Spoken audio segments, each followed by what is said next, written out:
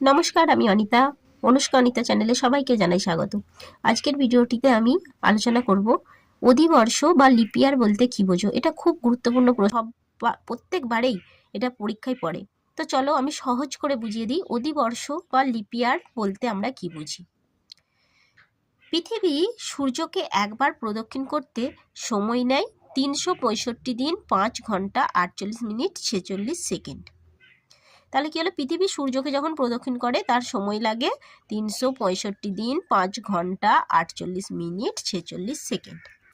তবে হিসাবের সুবিধার জন্য আমরা এক বছর মানে ধরি 365 দিনকে, আর বাকি 5 ঘন্টা 48 মিনিট 46 সেকেন্ড সেটা বেশি থেকে যায়।